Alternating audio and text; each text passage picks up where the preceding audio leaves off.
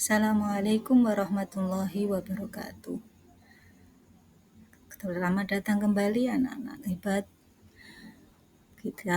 Pada kesempatan kali ini kita akan mempelajari tentang bab 2, yaitu meyakini kitab-kitab Allah menjadi generasi pecinta Al-Quran yang toleran.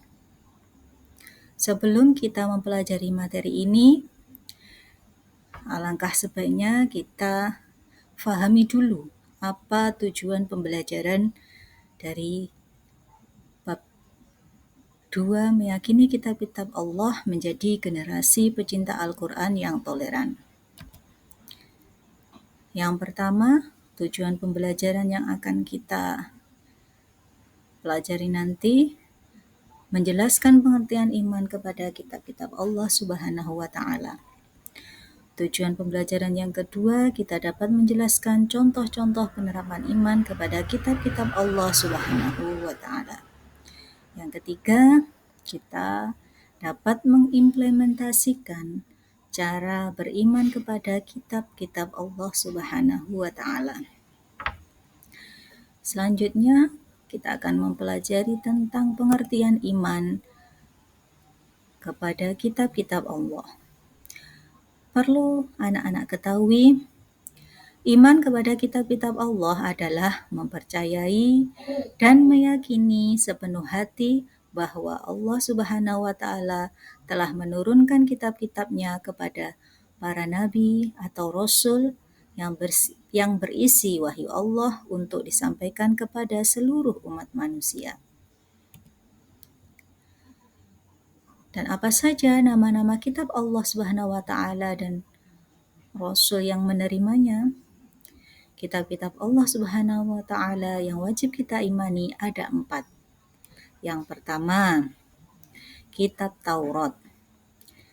Kitab Taurat ini diwahyukan kepada Nabi Musa alaihissalam di Bukit Tursina, tepatnya di Mesir pada abad 12 sebelum Masehi. Dan apa pokok ajaran kitab Taurat ini? Pokok ajaran kitab Taurat berisi tentang akidah atau tauhid dan hukum-hukum syariat.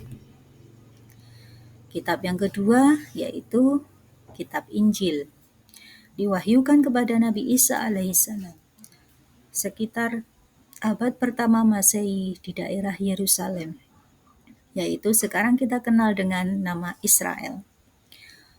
Pokok ajaran kitab Injil sama dengan kitab sebelumnya, namun sebagian menghapus hukum-hukum di kitab Taurat yang tidak sesuai dengan zaman itu. Kitab yang ketiga disebut kitab Zabur, diwahyukan kepada Nabi Daud alaihissalam sekitar abad ke-10 sebelum Masehi di daerah Yerusalem, tepatnya yaitu sekarang kita kenal dengan nama Israel. Nah, apa pokok ajaran kitab Zabur ini anak-anakku sekalian?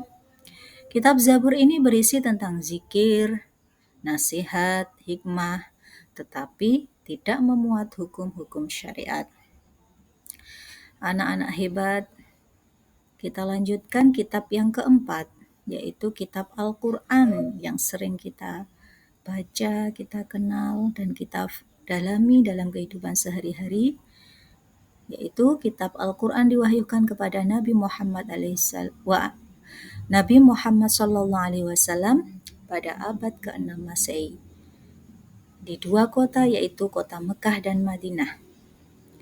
Al-Quran merupakan kitab suci terlengkap dan abadi sepanjang masa. Kitab ini membahas tentang akidah, hukum syariat, muamalat, janji dan ancaman, serta tarikh atau sejarah umat-umat yang terdahulu.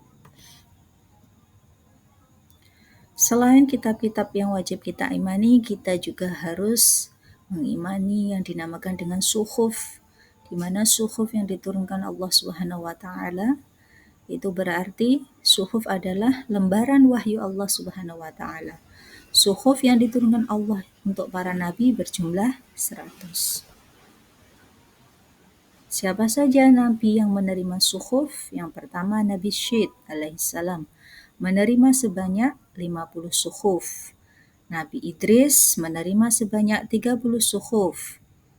Nabi Ibrahim alaihissalam menerima sebanyak 10 suhuf dan Nabi Musa alaihissalam menerima sebanyak 10 suhuf. Anak-anakku sekalian, bagaimana cara kita beriman kepada kitab suci Al-Quran? Yang pertama, meyakini bahwa Al-Quran merupakan wahyu dari Allah Subhanahu wa Ta'ala. Yang kedua, meyakini bahwa isi Al-Quran mengandung kebenaran yang murni dan mutlak. Dan yang ketiga, membaca, mempelajari, memahami, dan mengamalkan ajaran yang ada dalam Al-Quran. Keutamaan Al-Quran dibandingkan dengan kitab-kitab yang lain. Yang pertama, Al-Quran terpelihara kemurniannya hingga akhir zaman. Tidak ada sesuatu makhluk pun yang dapat menandingi kehebatan Al-Quran. Yang ketiga, membaca Al-Quran merupakan ibadah. Dan yang keempat, isi Al-Quran mencakup semua aspek kehidupan manusia dan sesuai dengan fitrah manusia.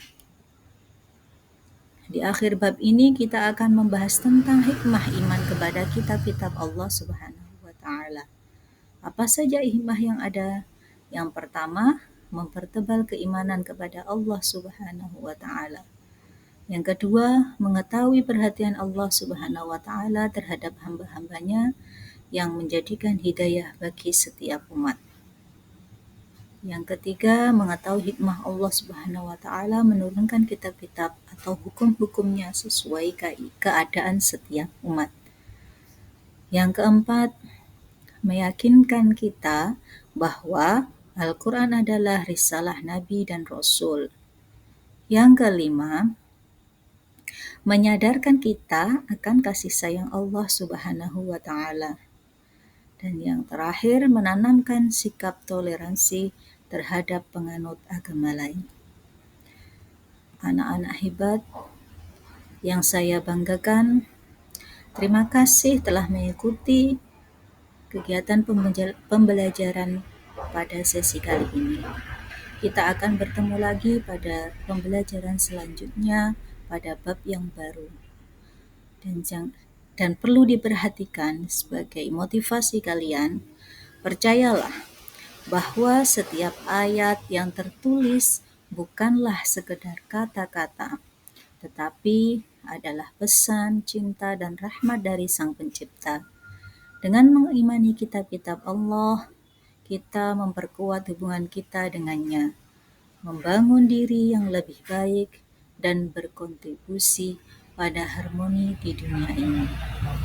Jadikan iman ini sebagai kekuatan yang mendorong kita untuk terus belajar, berbuat baik, dan menyebarkan kedamaian kepada sesama. Terima kasih. Akhirul kalam. Wassalamualaikum warahmatullahi wabarakatuh.